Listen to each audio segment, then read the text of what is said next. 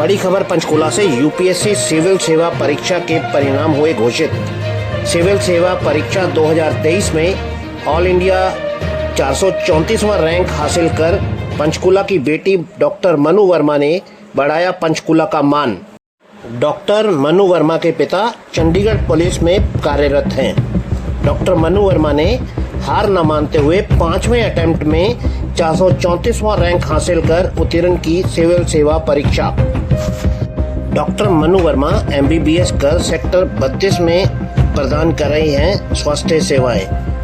Doctor Manu Verma ने कहा कि आईपीएस बनकर करना चाहती हैं देश की सेवा।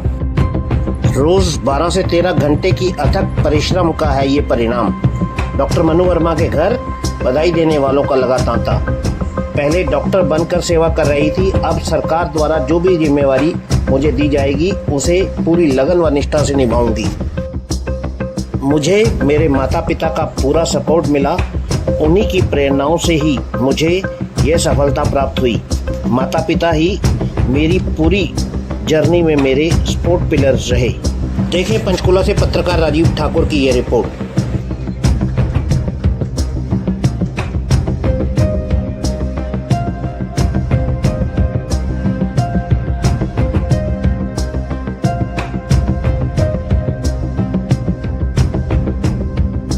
आपने यूपीएससी क्लियर की है, 4 बार प्रयास किया, 5वीं बार सफल हुए।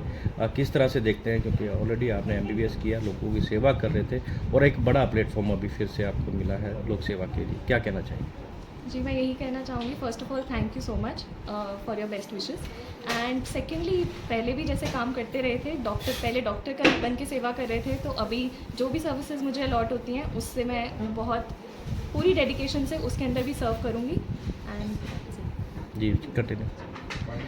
तो एमबीबीएस करने के बाद आपने ऐसा क्यों सोचा भी आपको यूपीएससी में जो है सिविल सर्विसेज में आना चाहिए, और कैसे रहा ये सारा जो पीरियड समय, किस तरह से तैयारी की, किन किन कठिनाइयों का जो है आपको सामना करना पड़ा?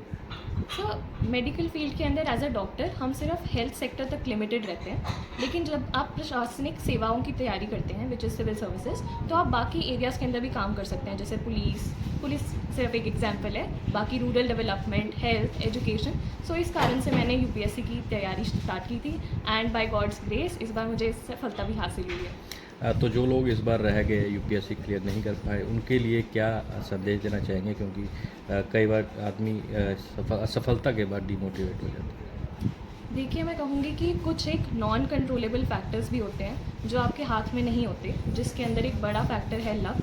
सो ज़रूरी नहीं होता कि जिसका सिलेक्शन नहीं हुआ वो कम मेहनती था या उसको कम आता था, ऐसा बिल्कुल भी नहीं है। कई बार लक की वजह से या फिर और फैक्टर्स की वजह से वो नहीं कर पाते, लेकिन आप इस लगे रहिए और पूरी डिटर्मिनेशन और डेडिकेशन से इसको करिए और आपको सफलता ज़रूर प्राप्त होगी। तो आपके पिताजी भी पुलिस डिपार्टमेंट में हैं और आप आगे क्या चूज़ करेंगे, किस तरह से आगे आपने भविष्य में सोचा है लोक सेवा के लिए?